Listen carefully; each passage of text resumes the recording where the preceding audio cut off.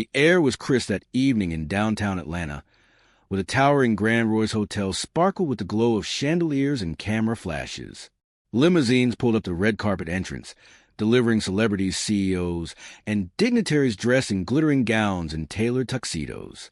It was the night of the annual Unity Gala, a high-profile charity event known for drawing elite from every corner of the country. At the front doors, guests were greeted by photographers and a staff of hosts who checked names off a velvet-covered guest list. Inside, the ballroom buzzed with classical music, trays of hors d'oeuvres, and small talk over crystal glasses of champagne. Outside the entrance, a black woman stood still, adjusting the folds of her midnight blue dress.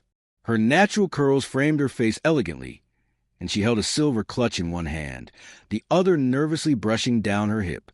Her name was Imani Grant, and despite her quiet grace and flawless attire, she didn't get the same welcome others had received. A man in a red blazer with a security badge approached her with the kind of look people get when they believe they're in control. "Ma'am," he said, holding up a hand. "This entrance is for gala guests only." Imani gave a warm but firm smile. "I know. I'm on the list." The man didn't even glance at the clipboard.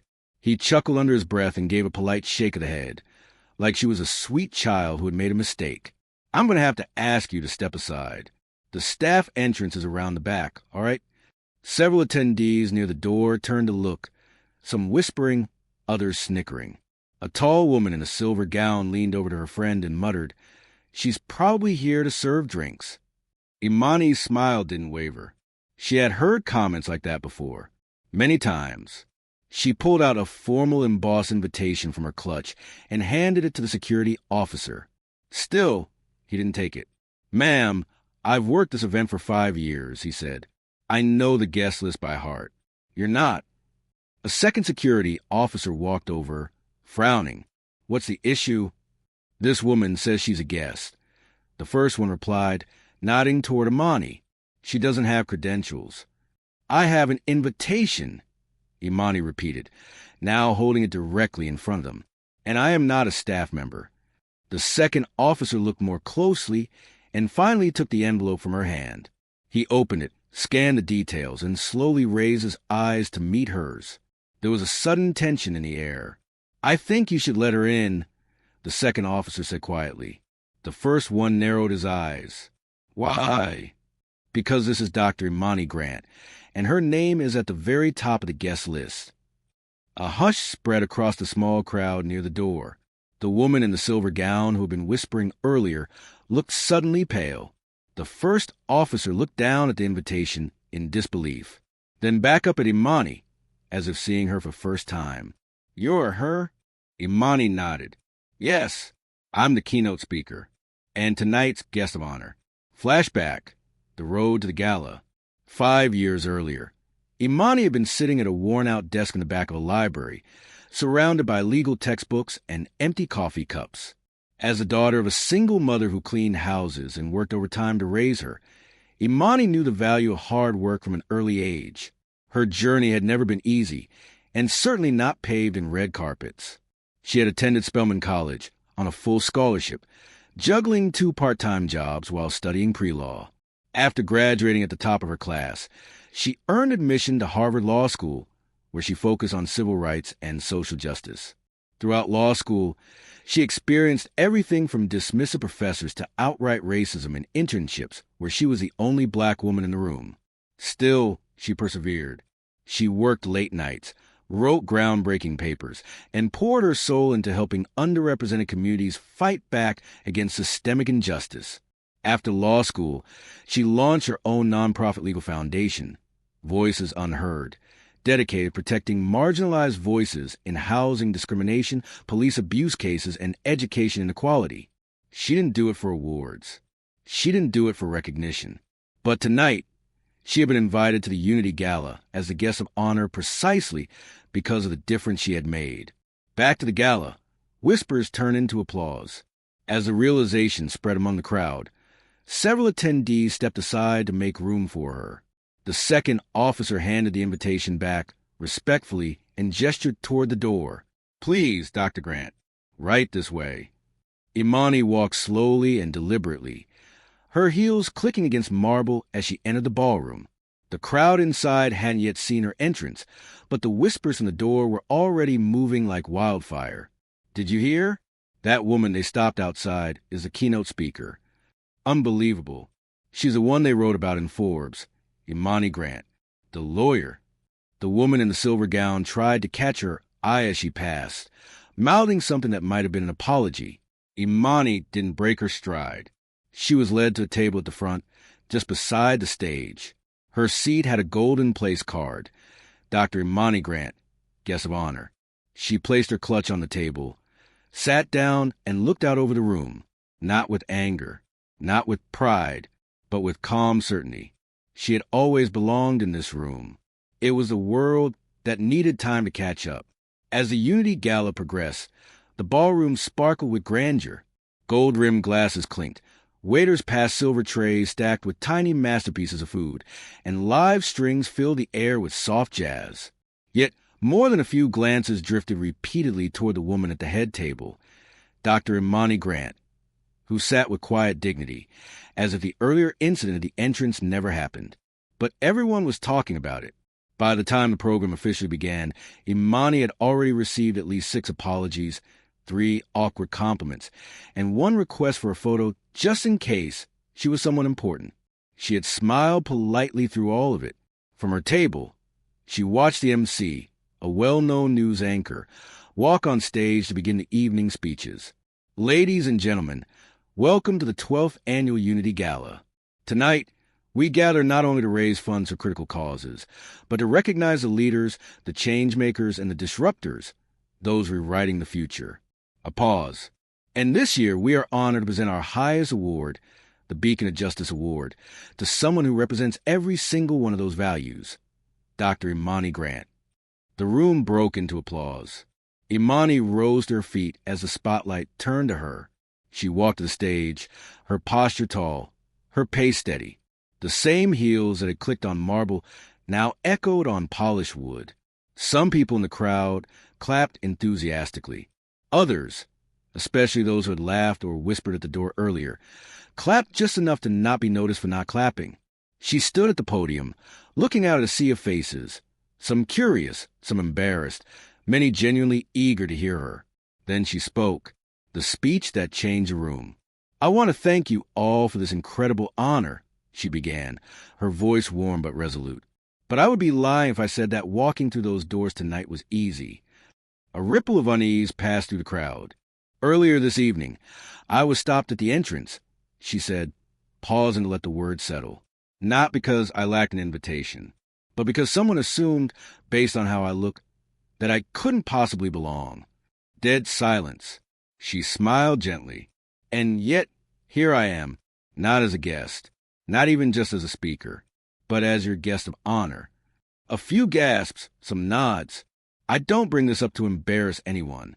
I bring it up because this moment, right here, is a snapshot of the very inequality we claim to fight. You see, bias doesn't always wear a uniform. Sometimes it wears a tuxedo."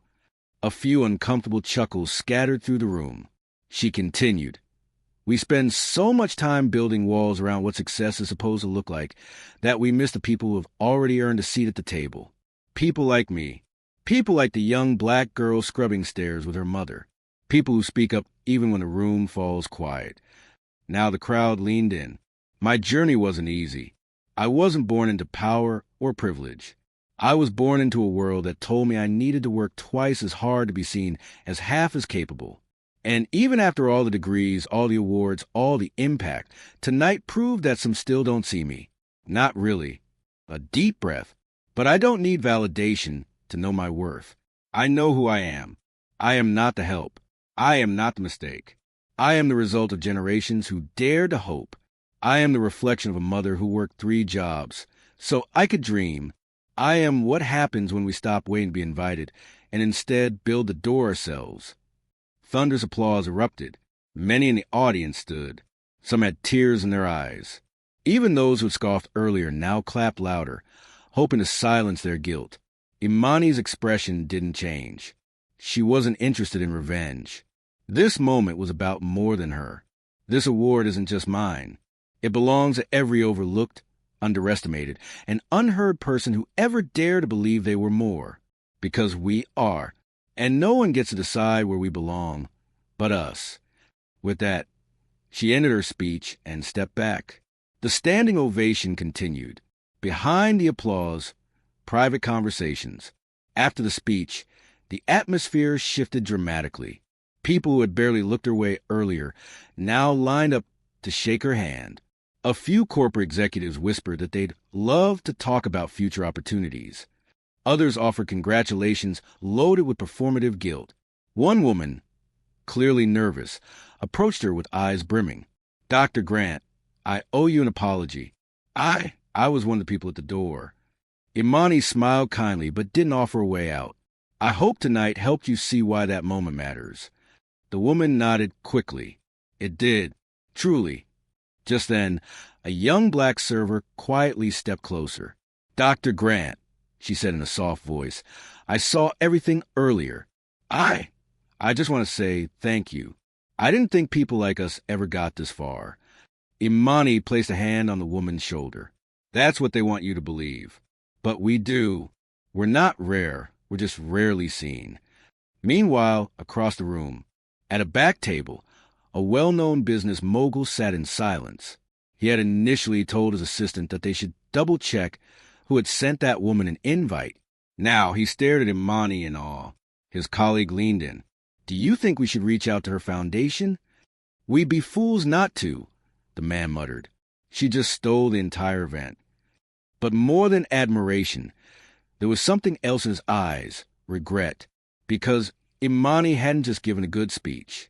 She had exposed something most of the room hadn't realized they were still guilty of, judging excellence by the packaging it comes in.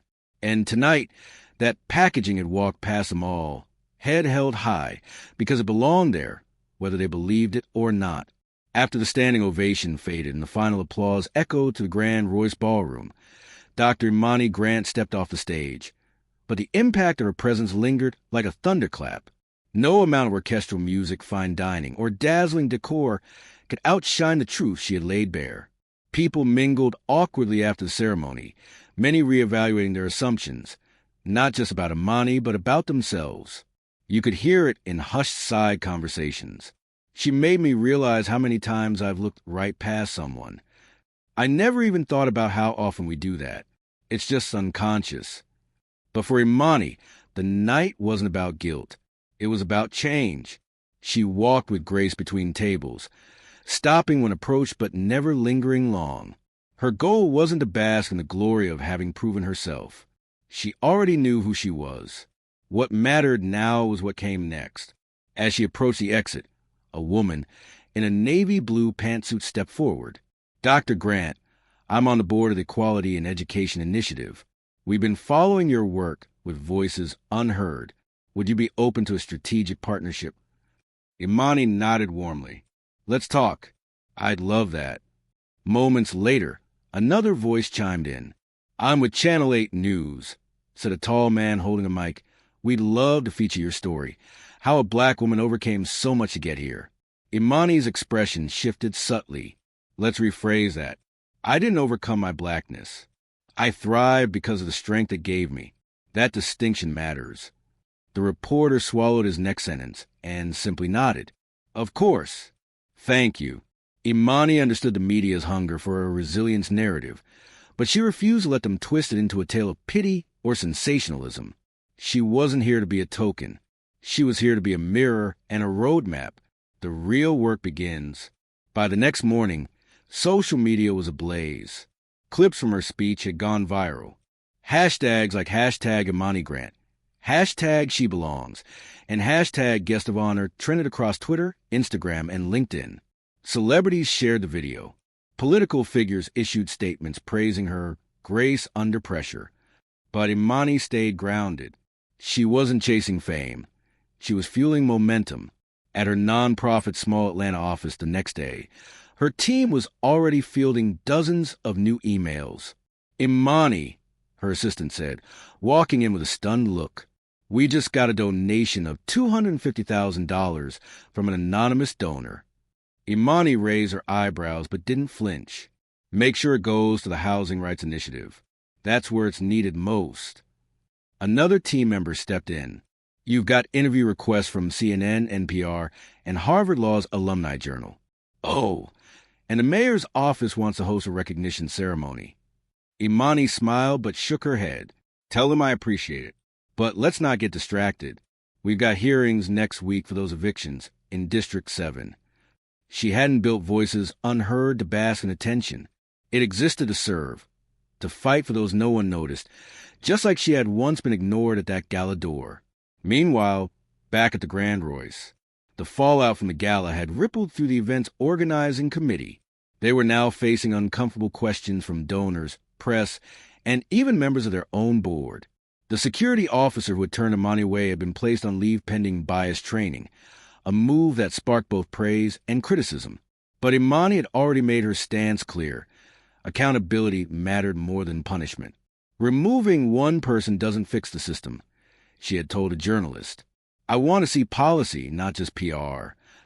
The Unity Gala board released a statement a week later promising changes: mandatory diversity training, blind application processes for future honorees, and a rotating advisory panel made up of grassroots leaders, including Dr. Imani Grant herself. It was more than symbolic. It was structural. And it was because one woman had dared to hold the mirror up to a room full of decision-makers, in the classroom and beyond. 2 months later, Imani stood in front of a group of students at her alma mater, Spelman College. She had been invited to give a guest lecture. The young women stared at her with wide, inspired eyes. You don't owe anyone your silence, she told them. You don't owe anyone comfort at the cost of your truth. Walk into rooms like you built them, because eventually you will. One student raised her hand. Dr. Grant, what do you do when the world still sees you as less than, even after you've proven yourself? Imani smiled. You stop wasting energy trying to convince them. Instead, you spend that energy building something so powerful they can't look away. Applause broke out in the room. And in the back row, a shy student who had nearly dropped out the semester before sat up a little straighter. Behind closed doors.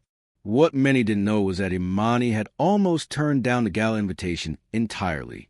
I've seen those rooms before, she had told her mentor weeks earlier. They love you when you're on the brochure, but they freeze when you walk through the door. Her mentor had leaned in and said, then melt the ice. Imani, they can't fix what they won't face. Sometimes your job is to make them look. And she had. That night, she did more than give a speech.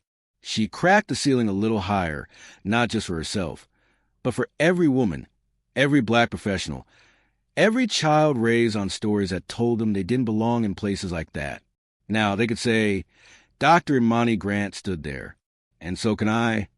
Months passed, but the story of Dr. Imani Grant's moment at the Unity Gala refused to fade, not because of scandal or spectacle, but because it touched something deeper, universal recognition of how easily the world dismisses greatness when it arrives in forms it doesn't expect.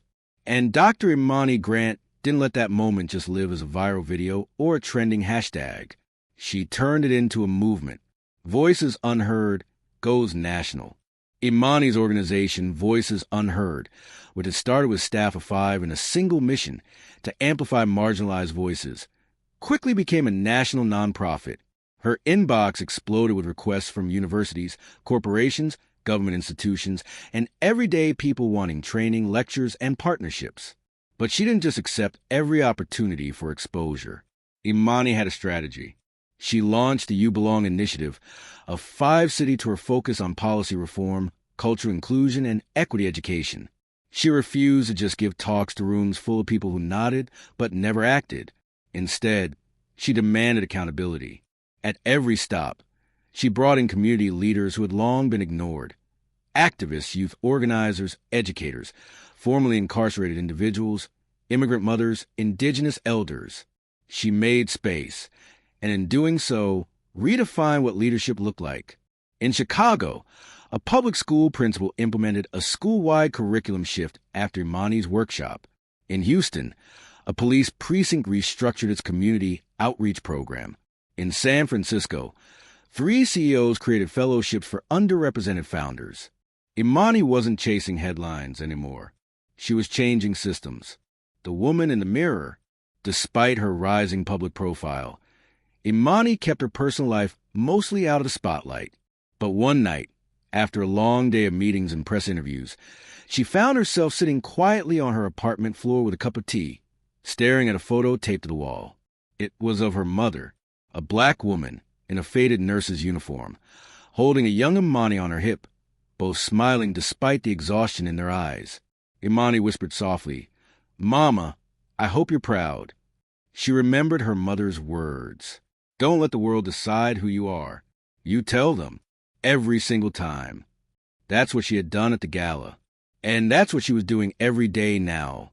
Not for validation, but for the countless others still waiting to be seen. A call from the White House. It was a rainy Wednesday afternoon when her assistant rushed in, nearly out of breath. "Imani, you're not going to believe this. The White House just called. The president wants to meet." Imani raised her eyebrows. "Wants to meet me for what?" "They're launching a new national equity initiative, and they want you on the advisory council. It's historic."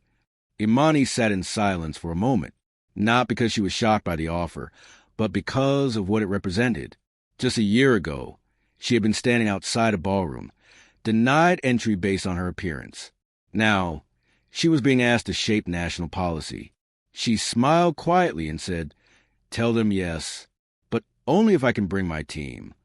Returning to the gala 1 year later, the next Unity Gala arrived, and this time, Imani wasn't a guest of honor. She was a keynote speaker, yes, but the organizers had gone even further.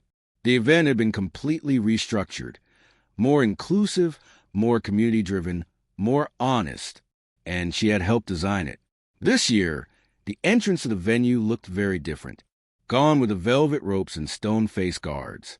Instead, a long red carpet stretched out with portraits of overlooked heroes, nurses, janitors, teachers, immigrants, activists.